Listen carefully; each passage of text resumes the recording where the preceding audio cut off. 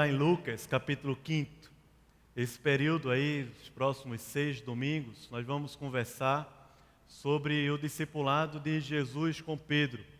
O tema dessa série, que a gente vai conversar aqui nos cultos da noite, é o poder do Evangelho na vida de Pedro.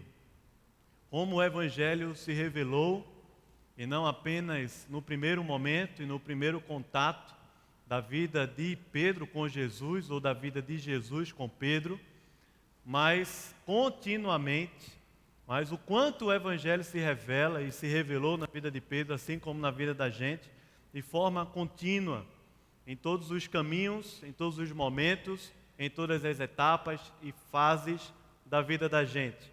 Nós vamos começar com Lucas, capítulo 5. Esse texto mostra o Pedro pescando, voltando, na verdade, de uma noite de pesca, e o Senhor Jesus ensinando as multidões, um grupo de pessoas, e ali tem um diálogo com Pedro, que é o que nós vamos ler em Lucas capítulo 5, pensando que, para começar essa série, começar aqui em Lucas capítulo 5, o poder do Evangelho, o Evangelho tem poder para chamar Pedro para uma longa caminhada, uma caminhada longa. Tem um livro do Eugene Peterson, eu gosto muito. Ele fala sobre discipulado nos Cânticos de Romagem. E o título do livro, para mim, é uma das melhores definições de discipulado. Ele diz assim: uma longa caminhada numa mesma direção. Você pode repetir isso aí? Uma longa direção. Lucas capítulo 5, vamos ler o que diz a narrativa do Evangelho.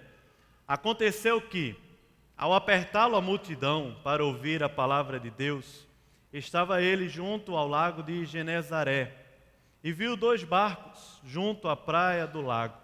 Mas os pescadores, havendo desembarcado, lavavam as redes. Entrando em um dos barcos, que era o de Simão, pediu-lhe que o afastasse um pouco da praia, e assentando-se, ensinava do barco às multidões. Quando acabou de falar, disse a Simão: faze-te ao largo e lançai as vossas redes para pescar. Respondeu-lhe Simão: mestre, havendo trabalhado toda a noite, nada apanhamos, mas sob a tua palavra lançarei as redes. Isto fazendo, apanharam grande quantidade de peixes, e rompiam-se-lhes as redes. Então fizeram sinais aos companheiros do outro barco, para que fossem ajudá-los. E foram e encheram ambos os barcos, a ponto de quase irem a pique. Vendo isto, Simão Pedro prostrou-se aos pés de Jesus, dizendo: Senhor, retira-te de mim, porque eu sou pecador. Pois à vista da pesca que fizeram, a admiração se apoderou dele e de todos os seus companheiros, bem como de Tiago e João, filhos de Zebedeu, que eram seus sócios. Disse Jesus a Simão, diz o quê? Você pode ler comigo?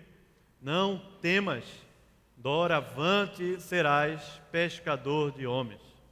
E arrastando eles os barcos sobre a praia, deixando tudo, seguiram a Jesus. Vamos orar. Ó Pai, a gente cantou aqui cânticos tão belos, tão profundos, nos lembram a Tua grandeza, a Tua fidelidade, a Tua presença, Senhor, na nossa vida. E a gente quer Te adorar, Senhor, Te exaltar. A gente quer submeter a Ti, submeter o coração, a mente, a nossa vida ao Senhor, ao Teu Espírito, à Tua palavra, Pai.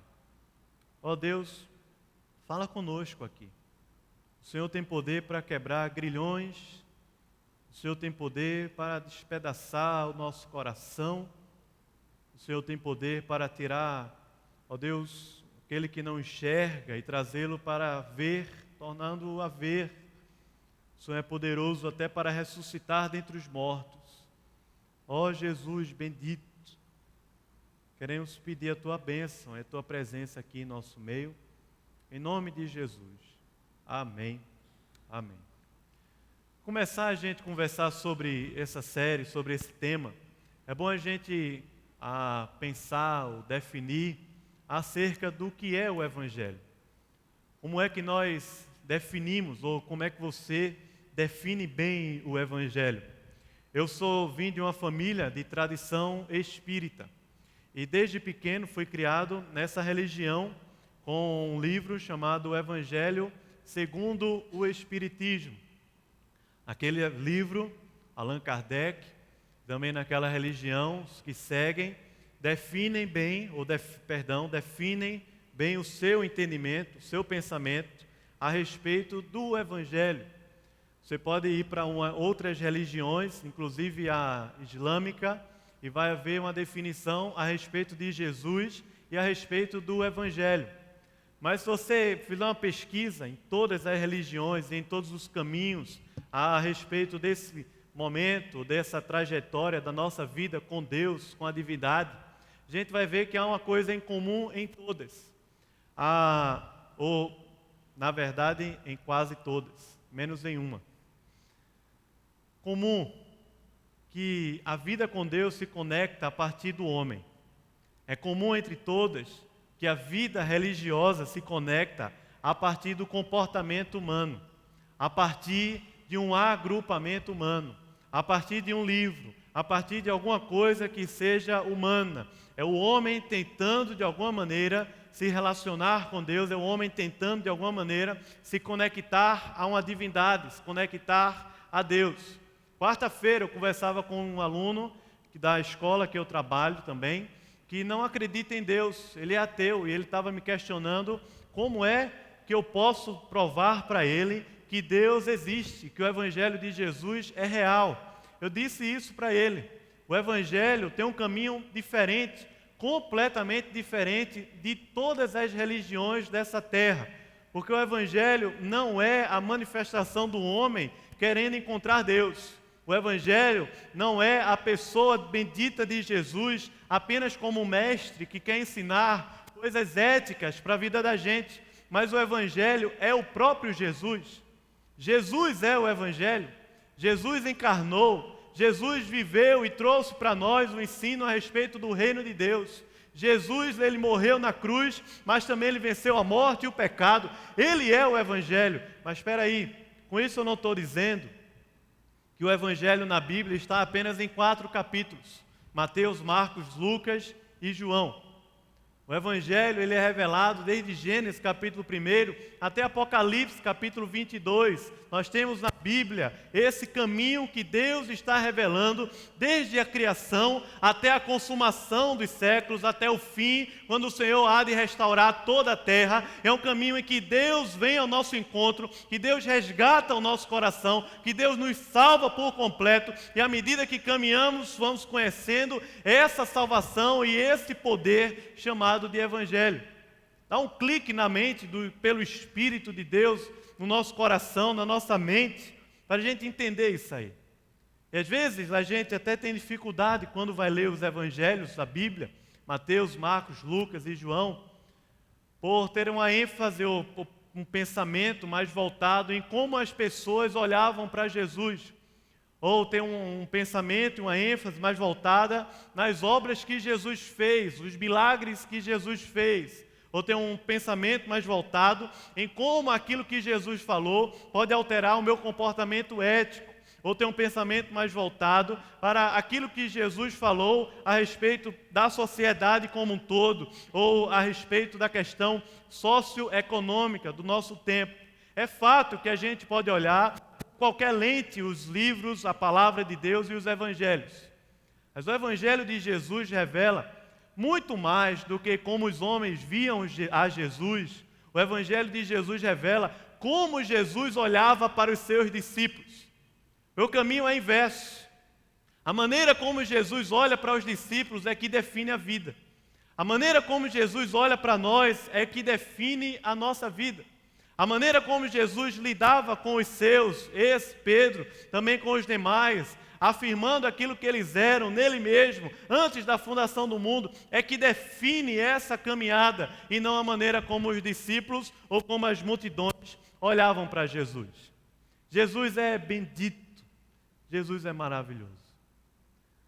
Eu me lembro que eu tenho um primo, ele é pintor, ele pintou um quadro de Jesus. Acho que eu já falei isso aqui, um domingo à noite. Ele se enveredou a pintar um quadro de Jesus. Esse meu primo não é cristão. Ele pintou, colocou na casa de vovó. E eu convivi com aquele quadro anos e anos. Quando me converti, certo dia eu olhei para ele e percebi o que era. Estava lá na parede. E quando eu olhei para aquele Jesus, eu disse, rapaz, esse não é o Jesus. É difícil fazer uma pintura, é claro, é difícil fazer uma imagem de Jesus. Mas aquele não era o Jesus. Aquele não era o Jesus da palavra, o Jesus dos evangelhos, o Jesus que está vivo hoje. O desenho era um Jesus carrancudo, um Jesus mau, um Jesus que olhava para as pessoas com ódio. O olhar de Jesus era um olhar raivoso. O olhar de Jesus era um olhar de revolta. Esse não é o Jesus que a gente conhece aqui. Jesus dos evangelhos, o Jesus da palavra de Deus, o Jesus que habita no coração da gente, é cheio de graça e de verdade. O Jesus que quando a gente abre a palavra e passa a conhecer, é um Jesus que é vivo, é um Jesus que é poderoso, é um Jesus que é maravilhoso conselheiro, é um Jesus que é Deus Emanuel, é um Jesus que tomou sobre si as nossas dores e enfermidades, é um Jesus que levou sobre si o castigo que nos traz a paz, é um Jesus que é um pastor das suas ovelhas, de tal maneira poderoso que ninguém pode arrebatar das suas mãos, é um Jesus bendito que quando via um cego, orava e esse cego passava a ver, aquele que estava morto se levantava, o que estava surdo passava a ouvir, o que estava com fome tinha a sua necessidade saciada, aquele que estava com o coração perdido, que não encontrava em canto nenhum o sentido da vida, encontrava em Jesus. Esse é o Jesus dos evangelhos. Mas a gente às vezes pensa assim, rapaz, eu conheço Jesus. Você conhece Jesus? Eu conheço Jesus. Mas como nós conhecemos Jesus? Talvez a gente, eu conheço Jesus porque há 20 anos eu tive um encontro com Jesus, eu fui à frente, levantei minha mão e fui à frente da igreja e me converti. Eu conheço Jesus porque há 40 anos, ou desde que eu sou pequeno, eu estou na igreja e eu estou aprendendo a respeito da Bíblia, a respeito de Jesus. Se Jesus, que é maravilhoso conselheiro, continuamente está nos ensinando, à medida que Ele olha e define a nossa vida, à medida que o nosso coração é aberto para esse Evangelho real, que é poderoso, não somente para me tirar da morte lá, não somente para trazer uma conversão à minha vida, mas é poderoso para me sustentar, para me preservar e para fazer com que nós conheçamos em profundidade esse Jesus ainda hoje, porque o reino de Deus e a vida eterna, Jesus definiu dessa maneira: que te conheçam a ti, o único Deus verdadeiro. E a quem, você lembra? E a Jesus, a quem enviaste. João capítulo 17. Conheçam a ti, o único Deus verdadeiro. De que maneira? Na vida, no coração, na alma. Esse Jesus, quando começou o seu ministério nessa região da Galileia, uma região mais simples, uma região de pescadores, essas cidadezinhas ao redor desse mar da Galileia, ou lago de Genezaré, ou mar de Tiberíades, que é o mesmo lago, é o mesmo mar. Esse Jesus atraía multidões, as pessoas iam ouvir, a fama dele corria por toda a terra, por causa das obras que Jesus estava fazendo. Mas não somente por causa das obras, mas porque Jesus tinha um ensino que era diferente.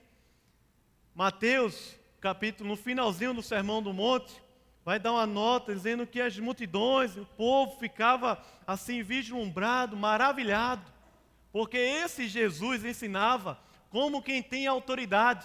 O ensino de Jesus era diferente do ensino dos escribas, dos religiosos daquela época. Ele ensinava como quem tem vida, como quem tem autoridade e poder. É esse Jesus que pela sua palavra curava, que pela sua palavra estava alcançando o coração e a alma das pessoas. É esse Jesus que ainda está vivo hoje. É esse poder que ainda é operante hoje na vida da gente. Quando lemos o Evangelho, nós precisamos descobrir como é que Jesus define, como é que Jesus olha para nós, como é que Jesus nos ama, o quanto que Jesus está interessado na vida da gente. Daí multidões se chegam a um grupo de pescadores ali, dentre eles Simão, que tinha passado a noite pescando. Estavam cansados, não somente cansados fisicamente, mas estavam também frustrados, desanimados. Tinha tanta gente apertando Jesus naquele mar da Galileia, que o Simão disse: pega esse barco e sai um pouco aqui.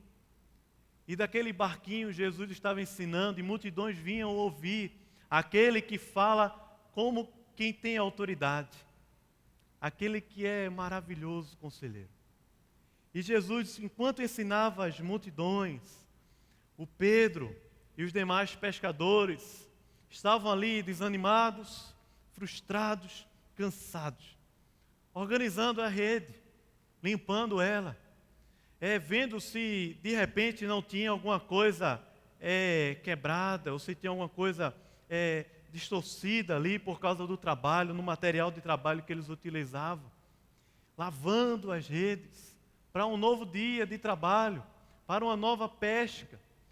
Aqueles homens viviam da pescaria, família vivia daquilo ali, era o sustento, era o trabalho. E a noite tinha passado e aqueles homens não tinham conseguido pescar nenhum peixe. E à medida, eu fico imaginando esse cenário, porque à medida que Jesus está ali num dos barcos, um pouco afastado, e as multidões ouvindo o ensino acerca do reino de Deus, acerca do próprio Evangelho, acerca do próprio Jesus de Deus, de uma maneira poderosa, de uma maneira graciosa, cheio de ternura, cheio de graça. À medida que Jesus está ali no barco, ensinando as multidões, aqueles homens estão ali ouvindo o que Jesus está falando, mas guardando suas redes, lavando as suas redes, conversando a respeito daquela noite, dialogando a respeito do como foi cansativo e como é cansativo a vida da gente, tantas e tantas vezes que acordamos, saímos para trabalhar e voltamos cansados e sobrecarregados. E Jesus olha para Pedro e diz: Simão, vai lá no largo, pega o barco aí, vai lá, lança a tua rede. Havia muita gente ouvindo Jesus, mas Jesus olha para Simão, chama pelo nome, diz: vai lá no largo, lança lá a tua rede. Simão diz para Jesus: Senhor, eu passei a noite todinha, eu sou o pescador aqui, eu não consegui nenhum peixe. A gente sabe pescar, a gente sabe o momento, o horário certo, a gente sabe medir de acordo com a própria correnteza, a gente sabe usar o material, os mecanismos, e nós passamos a noite inteira tentando e a gente não conseguiu. De maneira que Jesus insiste, olhando para Pedro, e Pedro diz o seguinte: mas sob a tua palavra, eu vou lançar as redes ali. Acho esse versículo assim, maravilhoso. Sobre isso que o Senhor está dizendo, nós sabemos fazer, nós tentamos a noite inteira, mas nós não conseguimos. Mas sob a tua palavra, nós vamos lançar as redes. Fico pensando que esse cansaço e essa frustração de Simão é exatamente o cansaço e a frustração que nós sentimos e talvez estejamos sentindo hoje à noite aqui. Cansaço, frustração de acordar cedo, sair para estudar para um concurso, para uma OAB, para um vestibular, e terminar o dia como quem não construiu ou como quem não aprendeu nada. Cansaço de alguém que abre o seu comércio e para vender durante aquele dia e passa o dia inteiro e não consegue vender nada. Cansaço de alguém que já há um tempo ora e espera para ter um companheiro ou uma companheira e dividir a vida e se relacionar, e mais um dia e mais outro dia, e esse dia não chega. O cansaço e a frustração de tudo que a gente empreende, a nossa energia e a nossa força, seja na família ou no trabalho, ou em todas as esferas das nossas relações, e as coisas não acontecem na vida da gente. Pedro está assim, passou a noite e não pescou. Mas tem uma palavra maravilhosa, tem um convite maravilhoso, tem um evangelho poderoso que Jesus diz: lança tuas redes. Vai lá, Simão, lança.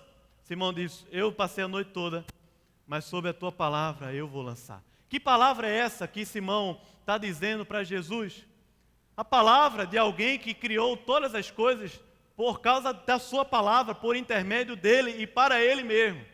A palavra de Jesus que é poderosa para fazer o cego ver, para fazer aquele que não anda, andar. A palavra que é tão poderosa que no Salmo 19 diz assim: a lei do Senhor, ela é perfeita e a lei do Senhor restaura a alma. A palavra que é poderosa, tão poderosa, que é capaz de fazer o impossível acontecer, é capaz de fazer aquilo que a nossa força, a nossa energia, o nosso coração não consegue mais acreditar.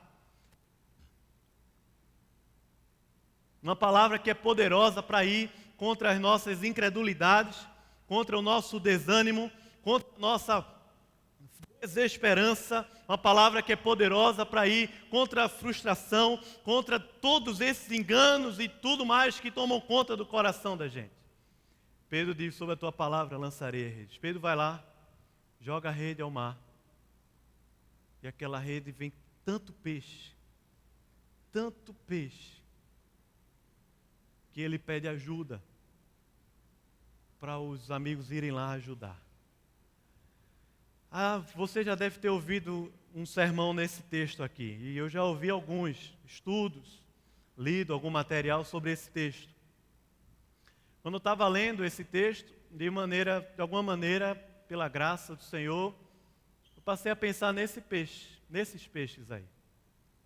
Porque normalmente a gente passa visto, normalmente a gente enfatiza que Pedro lançou tudo fora.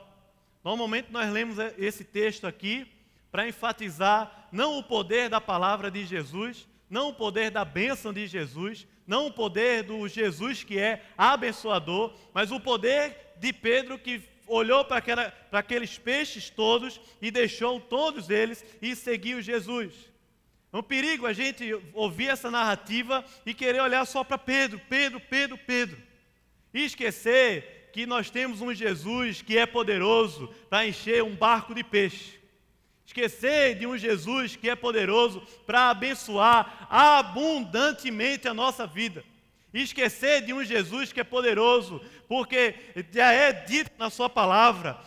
Paulo fala em Efésios capítulo 1: bendito Deus e Pai de nosso Senhor Jesus Cristo, que nos tem abençoado com toda sorte de bênçãos espirituais nas regiões celestes. Amém. Glória a Deus por isso, porque Jesus enche aquele barco de peixe. Jesus abençoa, porque Jesus é abençoador. Jesus ouve a oração e o clamor, a aflição no coração daquele pescador. Jesus é rico em abençoar. Jesus é rico em oferecer para nós a sua vida, a sua graça, a bênção da sua presença e a bênção também do derramar da sua provisão diária na vida da gente. Parece que a gente consegue se teletransportar para lá. Talvez aqui não tenha nenhum pescador como ofício, mas o que um pescador queria, ou o que um pescador estava encontrando ali, um barco cheio de peixe, de maneira que precisava encheram-se 2 barcos. Exatamente aquilo que a gente está buscando, ou está tentando, ou está lutando, ou está batalhando. E muitas vezes pela força do braço, muitas vezes confiante em nós mesmos, confiante nas nossas técnicas, confiante nos nossos estudos, no nosso currículo, na nossa mente, confiante em A ou em B, confiante num governo ou em outro, confiante num sistema político, econômico ou em outro, confiante em processos, confiantes em pessoas, confiantes em coisas e mais coisas, eventos naturais da vida da gente. Mas Pedro lança aquela rede sob a palavra de Jesus, sob a palavra, porque Jesus é rico em abençoar. Uma imagem que a gente às vezes perde dos evangelhos, porque nós vemos ou lemos os textos como que a gente carregar a cruz, negar a si mesmo, como se fossem coisas assim pesadas. Ah, mas o Evangelho você tem que carregar a cruz. E você já fala com uma ênfase. A gente já usa a ênfase, carregar a cruz. E às vezes já se refere a alguém dizendo, essa é a minha cruz. É ou não é? Ah, porque no Evangelho, Jesus, olha Pedro lá, com um barco cheio, e faz com que Pedro deixe tudo para seguir Jesus. Eu não quero essa relação. Ah, eu não quero esse Jesus. Presta atenção, porque as palavras de Jesus são palavras de vida eterna. Nós não vemos aqui um Pedro dizendo, ah, Senhor, eu não vou largar esse peixe por nada. Nós vemos um Pedro largando tudo porque Jesus é maior, é mais poderoso, é mais belo, é mais cheio de graça. Ele é o Jesus. Nós não vemos aqui nenhuma ênfase de morte ou de escravidão, pelo contrário. Jesus é a própria verdade encarnada. E ele disse assim, conhecereis a verdade, e essa verdade libertará o seu coração, a sua alma, a sua vida. Esse Jesus que é a verdade, que é cheio de graça, que é o maravilhoso Senhor sobre todas as coisas, rico em abençoar, quando olha para Pedro e diz, Pedro, agora segue-me. Pedro, agora, de agora em diante, você será um pescador de homens. Jesus de maneira nenhuma está trazendo peso. Jesus de maneira nenhuma está trazendo sobre Pedro uma perspectiva de alguma maneira de sacrifício, embora envolva sacrifício a vida com Deus. Mas há uma palavra de vida tão forte, que Pedro não resiste e aqueles barcos cheios perdem o valor. Perdem o valor completamente. Acho bênção demais esse negócio. Veja que a igreja e muitos ensinos estabeleceram uma encruzilhada justamente aqui. Encruzilhada. Ou você vai seguir Jesus, ou você vai encher os seus barcos de peixe. É assim ou não é? Deixa eu tentar explicar melhor. Encruzilhada é porque quando a gente olha para esse texto em Lucas capítulo 5, dá a impressão que Jesus está chamando um grupo de pessoas para ser pastor e missionário apenas. Mas Jesus está chamando Pedro para ser discípulo de Jesus. E discipulado é o que? Você lembra? Cri. Tem um grilo, né? Que faz cri, cri. Uma longa caminhada numa mesma direção. Vamos repetir? Uma longa obediência. Eu falei errado.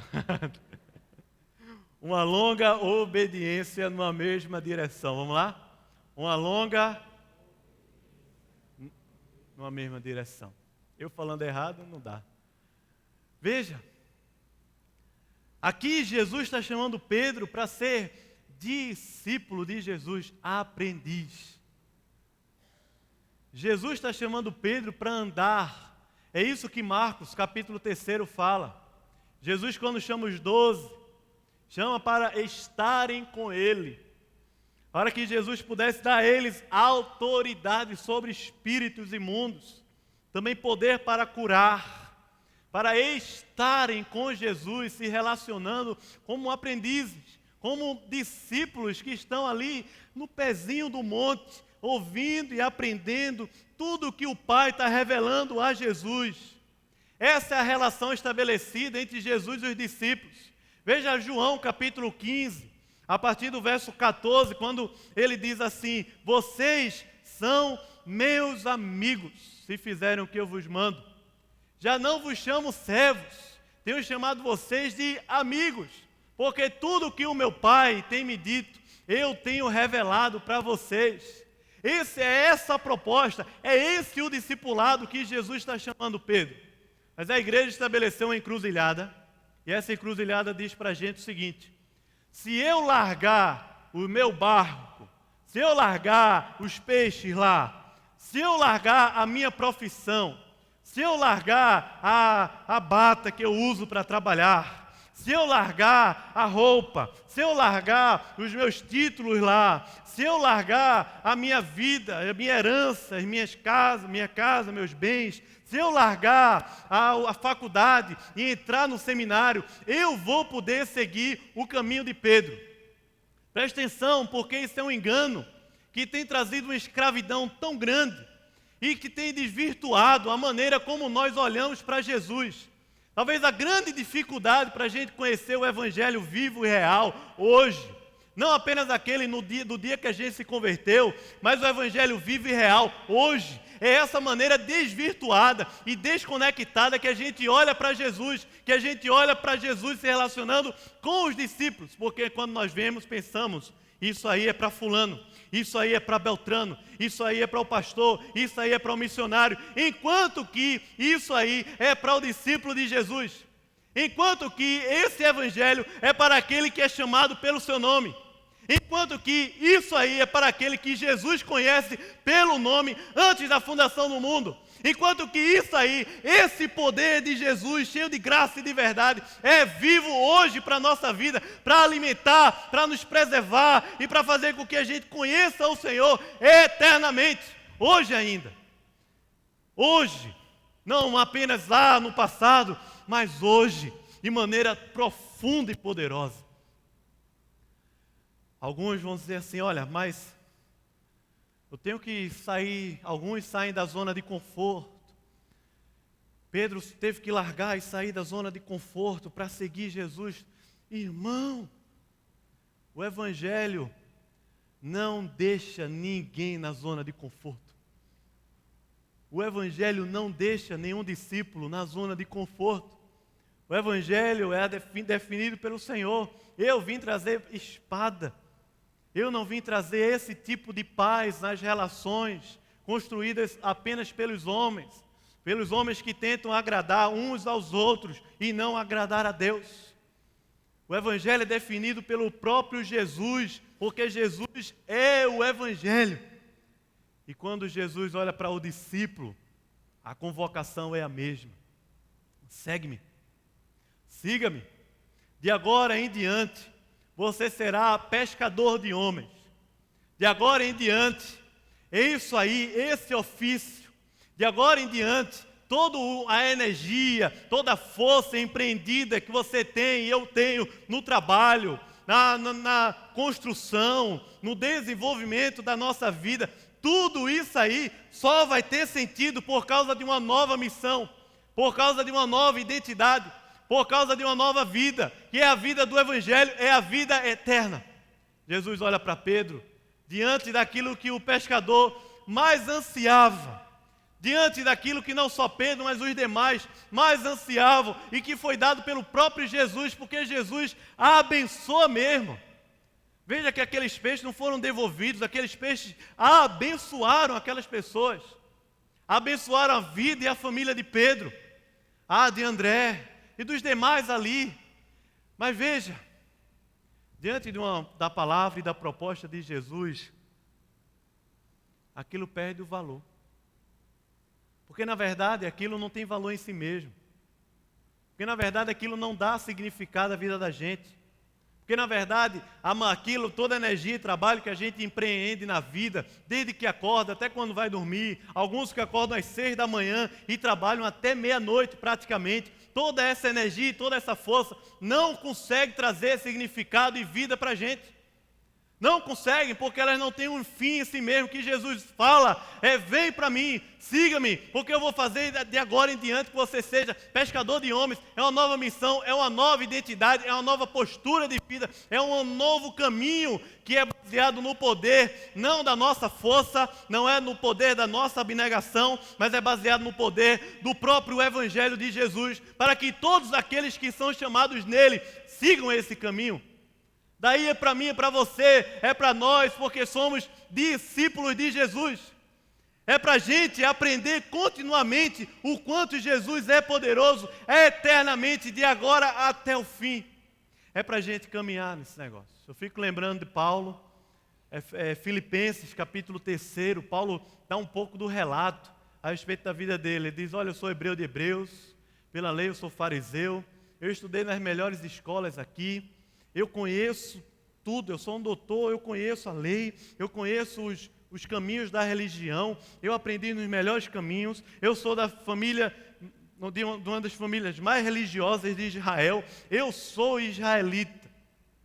E depois que Paulo apresenta todo aquele currículo de coisas que ele conquistou ao longo da vida, e coisas que ele recebeu ao longo da vida, ele diz assim: mas eu considero tudo como perda, por causa da sublimidade e do conhecimento de Cristo Jesus. Amém. É isso que Paulo diz. Lá embaixo ele vai falar assim: por isso eu prossigo para o alvo, para o prêmio da soberana vocação de Deus em Cristo Jesus.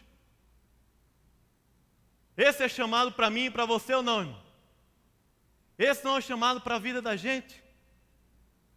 Esse não é chamado de graça e de esperança? E aí, se os nossos olhos não se abrirem, a gente vai olhar para esse texto e dizer: rapaz, Jesus pegou pesado com Pedro. Esse discurso é duro demais. Sabe por quê? Porque à medida que a gente lê o Evangelho, nós vamos ver várias narrativas e vários pontos de vista em que as pessoas tinham a respeito de Jesus. João capítulo 6, por exemplo, vai mostrar para a gente multidão indo ao encontro de Jesus porque ele tinha multiplicado pães e peixes. Você pode dizer assim: mas eu nunca ia atrás de Jesus por causa de um pão. Presta atenção, porque é isso que a gente faz muitas vezes. Olha para Jesus como aquele que vai me dar exatamente aquilo que eu acho que eu preciso. Olha para Jesus e vai buscar Jesus porque estamos passando por problemas e dificuldades. Olhamos e buscamos a Jesus porque as coisas não estão bem lá em casa, porque a vida não está boa no trabalho, e agora eu preciso olhar para Jesus e ir a Jesus em busca de pães, em busca de peixes. Jesus passa a falar a respeito do Evangelho, João capítulo 6, e diz lá no finalzinho que aquela multidão inteira lá começou a sair aos poucos, sair, e diziam o seguinte: duro é esse discurso, quem o pode ouvir? Mas os discípulos ficaram e Jesus pergunta assim: vocês não vão? Pedro se levanta e diz: para quem iremos? O Senhor tem as palavras de vida eterna. Pedro não está dizendo: eu não tenho mesmo para onde ir, eu vou ficar aqui. Pedro, entenda bem. Pedro está dizendo: o Senhor tem as palavras de vida eterna. Porque se nós olharmos para Jesus em tantas perspectivas, dos fariseus, das multidões, das cidades diferentes que Jesus passou, dos gregos, dos galileus, de tantas perspectivas de pessoas que vão olhar para Jesus, o que arrebata o nosso coração é como Jesus olha para nós. O que arrebata o nosso coração é como Jesus define o caminho. O que arrebata o nosso coração é como Jesus em si mesmo, nele mesmo, é suficiente para nos dar abundantemente da sua presença, de tal maneira que o nosso coração se encontra satisfeito, pleno, de tal maneira que 2 barcos cheios de peixes passam a não ter mais valor em si mesmo. De tal maneira, você pode pensar que aquele concurso público, que a aprovação na OAB, que um vestibular numa faculdade pública, num curso bem disputado, que um bom lugar no mercado de trabalho, que um bom casamento, que uma boa relação familiar, que um bom nome construído na praça, e um negócio que vai prosperando e crescendo no comércio, de uma empresa que está se desenvolvendo, e eu quero dar toda a energia e força para ela crescer, de tal maneira que em todos os âmbitos, não somente na vida do pescador, mas de todos os âmbitos e esferas, inclusive aquele pastor que está batalhando para desenvolver um ministério na bênção, do mesmo jeito, na mesma esfera, é o próprio Jesus, é o mesmo Jesus que faz com que a sua presença seja muito maior, muito mais sublime, muito mais abundante do que os 2 barcos cheios de peixinhos. Porque é Ele quem dá o sentido, é Ele quem define o caminho, e é Ele quem diz: vinde a mim, siga-me, vinde após mim, doravante serás pescador de homens. E daí é fato, se nós estivermos aqui ainda olhando para Jesus como aquele que tem a obrigação de me dar os 2 barcos cheios de peixes, ou se nós estamos aqui olhando para Jesus como aquele que tem a obrigação de fazer exatamente aquilo que eu quero e acho que preciso, Se a gente está indo olhando para Jesus como um bom mestre, que vai me dizer coisas boas para eu viver a semana com um ego bem legal, bem inchado, feliz da vida. Se a gente ainda está olhando para Jesus como alguém que quer estar ao nosso lado somente nos acompanhando e autorizando ou autenticando o meu próprio caminho, a gente vai continuamente estar perdido. Mas se a gente se encontra com o Jesus verdadeiro, com esse Jesus aqui que é vivo hoje, a gente pode ouvir a mesma palavra. É a mesma convocação. É o mesmo chamado. É um chamado ao discipulado. Vinde após mim, eu vou fazer de você pescador de homens. Você não pesca mais peixe para você mesmo. Você não dá mais aula para você mesmo. Você não sai para construir a cidade do Recife por ela, para ela ou para você mesmo. Nós saímos porque somos agora, fazemos parte de um novo grupo, de uma nova missão, de uma nova identidade. Estamos atrelados a um novo projeto de vida que não está controlado por mim mesmo, mas esse projeto que é chamado Reino de Deus, o Evangelho do Reino de Deus, que revela como Jesus olha para nós e como Jesus define a vida da gente. Sabe que os barcos cheios de peixe são muito tentadores. E às vezes nós passamos a vida vislumbrados com isso. Vislumbrados porque talvez o seu pai e sua mãe venceu na vida e o padrão de vida deles vislumbra. Vislumbrados por esse projeto dos barcos cheios de peixinhos, porque seu pai e sua mãe não venceram na vida e de alguma maneira você diz, eu quero vencer para não me tornar igual a eles. Vislumbrados porque esses barcos cheios de peixinhos traz para a gente uma perspectiva social, econômica, de muita relevância, entre aspas, e talvez muito conhecimento e reconhecimento na terra. Vislumbrados por um projeto que faz com que a gente passe noites e noites adentro para tentar conseguir, para tentar alcançar, para tentar conquistar. Vislumbrados, talvez, com esse resultado da vida, da sua profissão, do nosso ofício aqui na terra, e que de alguma maneira aquilo vai prosperar, aquela coisa que a gente está desenvolvendo vai crescer, vai se desenvolver, e acordamos e vamos dormir com essa esperança de que no outro dia a gente consiga aquele barco cheio de peixinhos por causa dos nossos próprios mecanismos e tudo mais.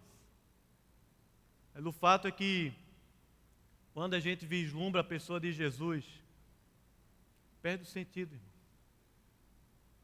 Não tem mais o valor. Jesus no Sermão do Monte que vai ensinar para a gente um novo estilo de vida. Novo estilo, vida no reino. Como é que é essa vida no reino? Ele diz assim, aqueles que não conhecem a Deus, os gentios, é que se preocupam com essas coisas. Busca o reino. E onde é que o reino está? Está no coração da gente, é fato. Mas o que é que buscar o reino? Em primeiro lugar, a justiça. Está dizendo Jesus lá em Mateus 6, buscar isso que eu já fiz, que eu já conquistei. Essa justiça que já está paga, já está toda completa lá antes da fundação do mundo. Essa justiça se apropria desse negócio. Buscai, pois, em primeiro lugar o reino. Enquanto pesca, enquanto dar aula, enquanto é pai ou mãe, enquanto é jovem, enquanto é mais adulto, enquanto na aposentadoria, enquanto vive, enquanto caminha a vida e se desenvolve, buscai o reino. Vinde após mim, e eu farei de vocês pescadores de homens. Esse evangelho é poderoso ainda hoje, irmão. E ele não é poderoso para ser pregado a pessoas que não conhecem. É poderoso para ser pregado ao meu coração, ao nosso coração. Para a gente voltar a vislumbrar, a se deleitar e a ver como Jesus é de fato, como Jesus é de verdade. Vamos orar. Queria que você baixasse sua cabeça, fechasse seus olhos. Na sua vida, se você conseguir fazer isso, pinta o quadro de Jesus na sua mente aí, no seu coração. você tivesse com um pincel nas mãos, com tinta, com uma tela na sua frente, como você pintaria esse Jesus? Como você desenharia nessa tela Jesus? Seja sincero na sua alma. Como você pintaria Jesus?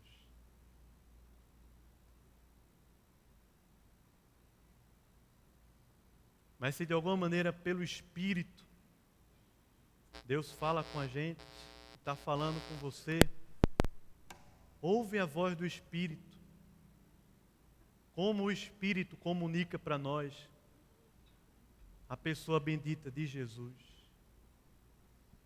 Como o Espírito que faz com que tenhamos a mente de Cristo, desenha no nosso coração esse vislumbre da pessoa de Jesus. Que diz, segue-me, doravante serás pescador de homens. O Evangelho nos chama para uma longa caminhada com Ele. Senhor Jesus, nós queremos adorar o Teu nome aqui essa noite. Oh Deus, Senhor, nós queremos Te engrandecer. Senhor, é a imagem do Deus invisível. O Senhor nos ama, nos amou naquela cruz. O Senhor nos ama continuamente ainda hoje, olhando para pessoas como a gente aqui e nos chamando de amigos, de filhos, de pessoas com quem o Senhor vai compartilhar o reino, a vida. Oh Senhor Jesus, tantas vezes no nosso coração, na sua fraqueza, está olhando e construindo a vida a partir da abundância dos peixes, Pai. Oh Senhor, mas Pai, abre os olhos do nosso coração para a gente ver o Senhor e ir pescar, e ir trabalhar e viver aquilo que o Senhor tem para nós. Senhor, quem sabe o Senhor pode levantar gente aqui no nosso meio, Senhor. Discípulos radicais, que por causa da sublimidade do conhecimento de Ti, considera tudo como perda, Senhor. Deus, resgata o nosso coração. Nós queremos seguir o Senhor, Pai. Nós queremos seguir o Teu Evangelho. Queremos olhar para o Senhor. Queremos descobrir continuamente, nos apropriar de como o Senhor olha para nós, o poder desse Evangelho do Senhor na nossa vida, restaurando nosso coração, nossa casa, nosso ofício, nossa vida por completo, Senhor. Faz isso para a glória do Teu nome, Pai. Em nome de Jesus. Amém.